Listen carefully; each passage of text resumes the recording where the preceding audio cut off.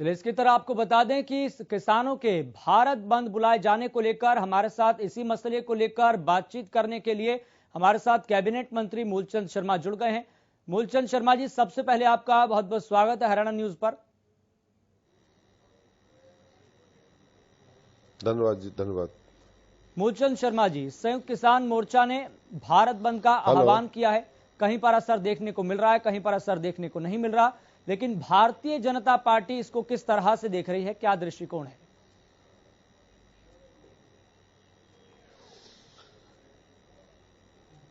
मेरा आपके चैनल के माध्यम से एक ही बात कहना, पहले भी हम कह चुके हैं, किसान संगठन अपना धरना करें, प्रदर्शन करें, ये सबका अधिकार है और अधिकार को कोई आदमी रोक नहीं सकता। किसी का रास्ता रोकना, किसी पथराव करना, किसी बदतमीजी करना, ये कानूनी अपराध है। दूसरे के रास्ते को विघन डालना और उस पर करना, ये हर एक के लिए ठीक नहीं है। कानून अपना काम करता है इसी जगह।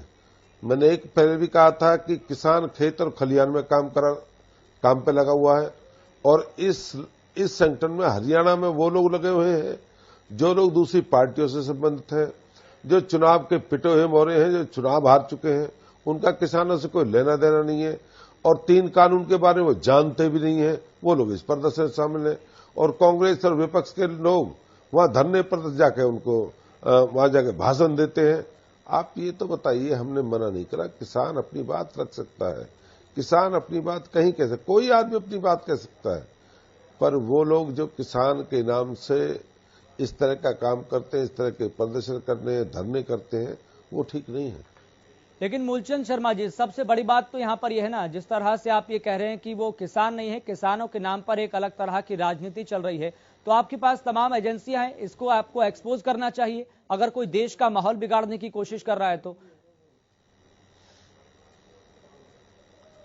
सब जानकारी है, एक एक चीज की जानकारी है, सब लोगों को पता है, प्रदेश के एक एक आदमी को पता है कौन लोग हैं, कौन करा रहे हैं, कौन इनके पीछे है। समय आएगा, सब समय पर सब कुछ होगा। जो आपने एक बात कही बिल्कुल ठीक कही है, कौन लोग एजेंसी से सब जानकारी है और जानकारी के बारे में पता है कौन लोग हैं और लोगों को पता है कौन है। लेकिन हमारे संवाददाता भी लगातार तमाम किसानों से बातचीत कर रहे हैं, वो कह रहे हैं सरकार हमारी सुन नहीं रही, तो आज मजबूरन हमें भारत बंद करना पड़ रहा है। हालांकि ये बात अलग है कि भारत बंद का कितना असर कहां पर है, कहां पर नहीं है, ये बात बिल्कुल दीगर है। लेकिन बड़ी बात यहां पर यह है कि फिर इस मसले का समाधान कैसे निकलेगा, ये तो फिर आने वाले दिनों में कई और भारत बंद देखे जाएंगे। समाधान नहीं निकल रहा इस मसले का। आपकी बात बिल्कुल सत्य है कि कानून के साथ, सख्ती के साथ, ये तो ठीक है, आज बंद होगा, कल तीसरा करे, परसों चौथा करेगा, इस तरह से आंदोलन के नाम पर बंद करते रहेंगे। जहां किसान की बात है, किसान के तलन की, दलहन की, गेहूं की, चने की, गन्ने की, सरसों की, आप सारी चीज देखिए। जितनी भारतीय जनता पार्टी के नेतृत्व में देश के प्रधानमंत्री आदरणीय नरेंद्र मोदी, प्रदेश के मुख्यमंत्री मनोहर लाल जी के नेतृत्व में जितना किसानों को दिया, ओलावृष्टि के नाम से किसानों को दिया, सफेद माखी के नाम से किसानों को दिया, इस तरह की बात इन लोगों को नहीं करनी चाहिए। लेकिन कहीं ना कहीं मूलचंद शर्मा जी, मैं अगर अपने व्यक्तिगत दृष्टिकोण से देखूं तो ये सरकार का फेलियर मैं इसलिए कहूंगा क्योंकि किसानों ने तो 1 महीना पहले कह दिया था कि हम भारत बंद करेंगे। लगता है कि सरकार ने उनको सीरियस नहीं लिया था। अगर इतना होता तो इस पीरियड के दौरान उनसे बातचीत की जा सकती थी, एक प्रस्ताव, फॉर्मल लेटर उन तक भेजा जा सकता था ताकि भारत बंद होने से पहले एक बातचीत हो जाती।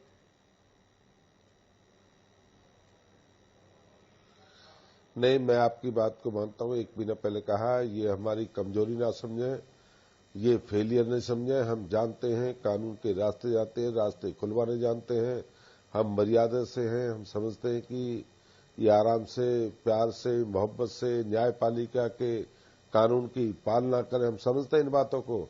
आप इसको ये मत मानिए हम फेलियर हैं। हम सबके सरकार के बहुत लंबे हाथ, सरकार हर रास्ते को अपना खाली करना चाहती है।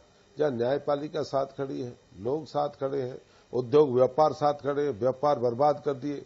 आज व्यापारियों का हाल देखिए, फैक्ट्री के लाखों बच्चे बेरोजगार कर दिए, करोड़ों रुपए का नुकसान हो गया हरियाणा प्रदेश में।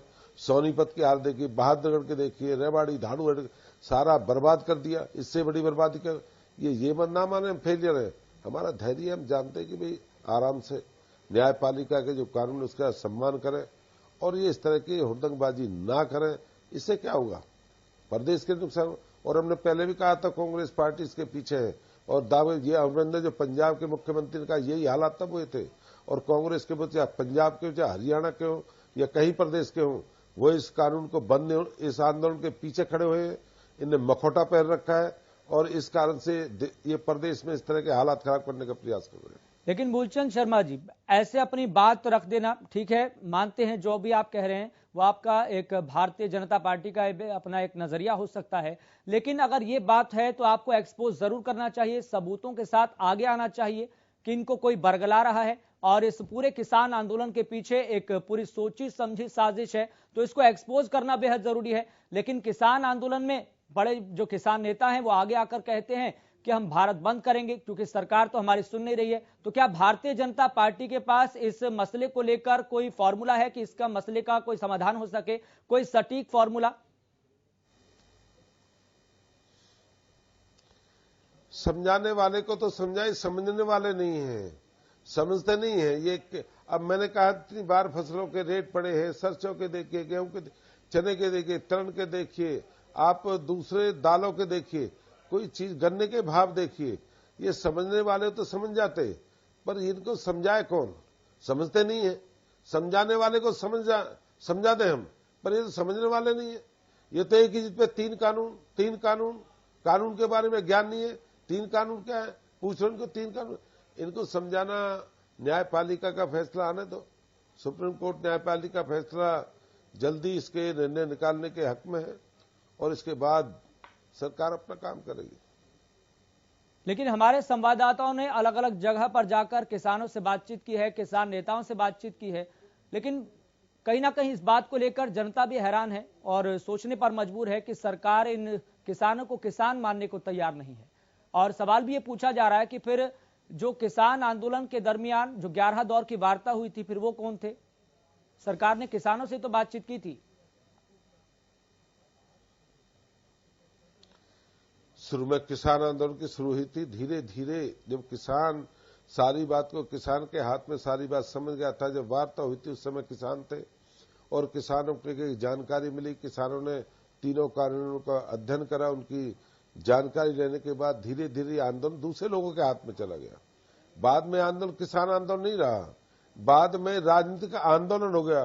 कोई चुनाव की बात करता है, कोई जमानत जब्त की बात करता है, कोई कहते हैं लोकसभा में जाना जरूरी है, कोई कहता है विधानसभा में जाना जरूरी है। जो भाषा का बाद में जो प्रयोग हुआ है, जो राजनीतिक भाषा हुई है, उसके बाद वो किसान तो अलग बैठ गए और राजनीतिक लोग इस मैदान में आ चुके। मूलचंद शर्मा जी, इसी बीच भारत बंद को लेकर किसान नेता राकेश टिकैत का भी बयान सामने आया है। उन्होंने इस भारत बंद को सफल करार दिया है। आपका दृष्टिकोण क्या है? भारतीय जनता पार्टी का दृष्टिकोण क्या है? राकेश टिकैत क्या कहता है, क्या नहीं कहता है। राकेश टिकैत ठीक है, जानता हूं, महेंद्र टिकैत जी के सपुत्र है। चुनाव है, उत्तर प्रदेश में चुनाव होने जा रहा है और चुनाव से दूर नहीं रह सकते। ये चुनाव लड़ने वाले लोग हैं। समय आने दिए, समय पे सारी जानकारी आपके चैनल के माध्यम सारी जानकारी मिल जाएगी। और भारत बंद है नहीं है तो लोग बताएंगे, लोग सड़कों पे कहाँ हैं तो समय बताएगा, लोग बताएंगे कल। जी, किसानों की एक तरफ अपनी एक अलग रणनीति है कि किस तरीके से वह अपने अब किसान आंदोलन को आगे ले जाना चाहते हैं, लेकिन बड़ी बात यहां पर यह है कि भारतीय जनता पार्टी के पास क्या कोई सटीक और सधा हुआ फॉर्मूला है? अगर ये बात हटा दें कि किसान इस बात पर बातचीत ना करें कि तीनों कृषि कानून रद्द होंगे या फिर संशोधन का प्रस्ताव लेकर आए, इसके अलावा कोई ऐसा प्रस्ताव, इसके अलावा कोई ऐसी जानकारी जो आप साझा करना चाहें, कोई ऐसा फॉर्मूला? नहीं, सरकार ने बार बार अपील करी है भाई आप रास्ते खोलिए, कोई बात है, कोई इसमें कोई रास्ते में कोई परेशानी है तीनों कानून में, उसको करने के लिए हम तैयार हैं। आप बताएं इसमें कोई दूसरी बात, कोई परेशानी है, कोई इस बिल में परेशानी है, कोई कानून में है, कोई है तो उसमें संशोधन सरकार करने के लिए तैयार है। पर सुनने वाला कौन है? चुनाव कौन लड़ेगा? कानून की बात के चुनाव सब, ये तो चुनाव लड़ने वाले लोग हैं। ये तो कानून की बात कोई समझाने वाला नहीं, कोई कहने वाला नहीं, कोई किसी की बात सुनता नहीं। अपने अपनी राग है लोगों के। अगर बड़ी बात तो यहाँ पर यह भी है ना कि अगर दोनों पक्षों के बीच में बातचीत नहीं हो रही है, अगर दोनों पक्ष बातचीत की टेबल पर आमने सामने नहीं आ रहे हैं, तो जाहिर सी बात है कि इस मसले का समाधान भी फिर नहीं निकलेगा। वो कोई तारीख नहीं है जब इसको कहा जा सके कि इस तारीख को, फला तारीख को इस मसले का समाधान हो जाएगा, क्योंकि अभी तो दोनों पक्षों के बीच में संवादहीनता की दीवार भी खड़ी हुई है, जिसका टूटना बेहद जरूरी है।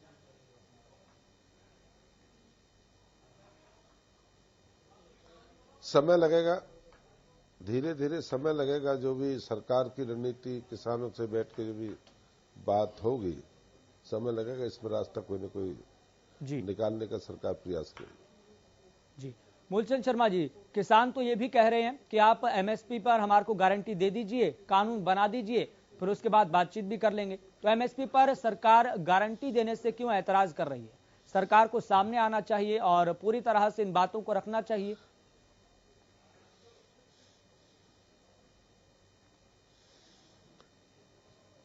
जो सरकार ने कहा है, सरकार कभी कांग्रेस की हो, बीजेपी की हो, दूसरे दलों को हो, सरकार सरकार होती है। सरकार किसी बात की कोई मानी जाती है उसको रखती है। सरकार ही नहीं, पहले कांग्रेस की सरकार रही थी, दूसरे विपक्ष के दलों की सरकार रही थी, और क्षेत्रीय पार्टियों की प्रदेशों में सरकार रही है, और वहां भी सरकारें हैं। मेरा ये कहना है कि सरकार पर भरोसा करना चाहिए, और सरकार देश की सरकार है। मैं भी किसान का बेटा हूं, और ये दक्षिणी हरियाणा के लोग भी तो किसान हैं। यहाँ कुछ नहीं, फरीदाबाद में नहीं, पलवल में नहीं, रेवाड़ी नहीं, महेंद्रगढ़ नहीं, गुड़गांव नहीं, या भिवानी के इलाके में नहीं। तो ये सारा आंदोलन ये 5-10 जिलों में हरियाणा में होता यही है। हरियाणा किसान, और भी कोई है इसके अलावा?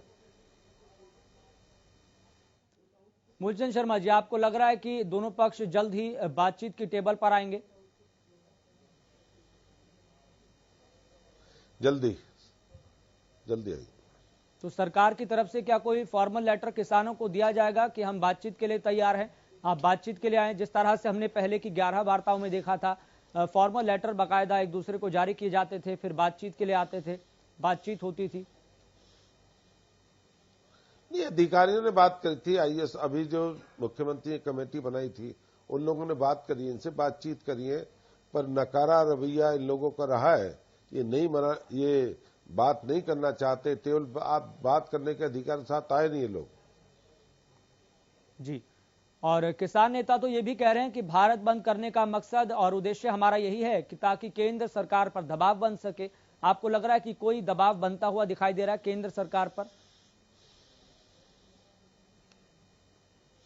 देश के हित में किसी का दबाव नहीं मानेंगे। देश जो हित में कानून होगा, देश के हित में होगा, आम आदमी के जनमानस के हित में होगा। सरकार किसी के दबाव में नहीं चलती। सरकार लोगों के हित में चलती है। देश के 135 करोड़ लोगों के हित में काम करेंगे। दबाव में कोई सरकार काम नहीं करेगी। क्या मतलब सरकार का दबाव में? देश के प्रधानमंत्री आदरणीय नरेंद्र मोदी जी के नेतृत्व में जो कानून, जो बिल पास हुआ, लोकसभा में हुआ, अपना राज्यसभा में पास हुआ, किस लिए प्रेशर? देश के हित में काम करना है, 135 करोड़ लोगों के हित में काम करना है। जी, मूलचंद शर्मा जी, यहाँ पर अभी फिलहाल देखा जाए तो इसके कानूनों के इम्प्लीमेंटेशन पर अभी फिलहाल रोक है, इसके मतलब कि लागू नहीं है सुप्रीम कोर्ट के आदेशानुसार। तो ऐसे में इस बीच में, इस पीरियड के दौरान किसानों से बातचीत की जा सकती है, और सरकार का भी अगर ये स्टैंड हो जाए कि हम अभी फिलहाल कानून को लागू नहीं कर रहे हैं, हम किसानों को बातचीत के लिए बुलाते हैं, बातचीत के बाद जो जो इसमें बदलाव कर रहे हैं या कानून की जो जो रूपरेखा होगी उस हिसाब से हम कानून पूरा तय कर लेंगे, फिर किसान आंदोलन भी खत्म हो जाएगा। ये भी इसका एक समाधान हो सकता है। सुप्रीम कोर्ट ने कहा था भैया बातचीत करें, कानून 1.5 साल लागू नहीं होगा। इनसे पहले भी कहा था, ये धरने से माने कहा। जब न्यायपालिका ने खुद कहा था भाई कानून अभी लागू नहीं होगा, इसका समय रखा था, बातचीत करी, पर इन्होंने बातचीत करने रास्ते रोक दिए और रोड जाम कर दिए। इससे कोई हल नहीं है। और मैं कहता हूं कानून से है, किसान आंदोलन हो या दूसरे आंदोलन हो, अगर कानून से कोई बात करेंगे, बैठ के बात करें, तभी कोई रास्ते निकलेंगे। इससे रास्ते नहीं निकलते। भाई हम 19 भी कोई सरकार की बात है, कोई किसानों की बात हो, कोई दूसरी बात हो, कोई परेशानी है, उसकी बात करनी चाहिए। जी, और क्या आप आज के भारत बंद को सफल मानते हैं? रास्ते निकालने चाहिए। जी, अभी तो बात वो लोग कह रहे हैं, लोग जानकारी, जब लोग लोग अपने भारत के लोगों ने अपने काम को रोका है भाई, कहीं रास्ते को नुकसान हो जाए, किसी ट्रक को तोड़फोड़ कि बस को नहीं हो जाए, कि लोगों ने खुद ही रोडों पर नहीं गए। लोगों ने अपने आप को इस बात को प्रयास करा कि रोड पर ना जाने का प्रयास करें, कोई नुकसान ना हो, कोई आदमी की मनुष्य की कोई हानि ना हो, कोई राष्ट्र की हानि ना हो, कि लोगों ने खुद अपने आप को अवॉइड करा कि हमें आज बच कर ना शाम के निकलेगा। जी मूलचंद शर्मा जी, एक विषय को लेकर मैं आपसे और सवाल पूछना चाहूंगा। इस भारत बंद के दौरान जो निजी संचालक हैं, जो बस चला रहे हैं, उनकी वहां पर मनमानी देखने को मिली थी, उनसे ज्यादा किराया वसूला जा रहा था। तो ऐसे जो बस संचालक हैं, जो निजी बस संचालक हैं, उन पर किस तरह की कार्रवाई या फिर कोई एक सर्वे कराएं कि मतलब कहां कहां पर निजी बस संचालक हैं गलत तरीके से फायदा उठा रहे थे, मनमानी कर रहे थे? नहीं, आपने बिल्कुल सत्य कहा। जहां सरकार की परिवहन व्यवस्था इसलिए हमने रोकी कि कहीं राष्ट्र हित में, कोई प्रदेश हित में नुकसान ना हो, प्रॉपर्टी का नुकसान ना हो, और निजी बस चली तो उनको रोका नहीं गया। तो ये तो मानती आंदोलन खुद ही फेल है। जब निजी बसें चल रही हैं, लोग सवारियां ढो रहे हैं, उनसे अवैध वसूली भी कर रहे हैं, फिर तो मान के चलिए बसें चल रही हैं, लोगों का आवागमन है। अगर इस तरह के दौरान में, किसी आंदोलन के दौरान में, किसान आंदोलन के दौरान में, बंद के आंदोलन में कोई निजी बस वालों ने इस तरह की बसें चलाई हैं, उनके खिलाफ कार्रवाई करेंगे हम। जी मूलचंद शर्मा जी, आपका बहुत बहुत शुक्रिया बिल्कुल जुड़ने अवैध के लिए। वसूली जी करिए। बहुत बहुत शुक्रिया मूलचंद शर्मा जी जुड़ने के लिए और बातचीत करने के लिए।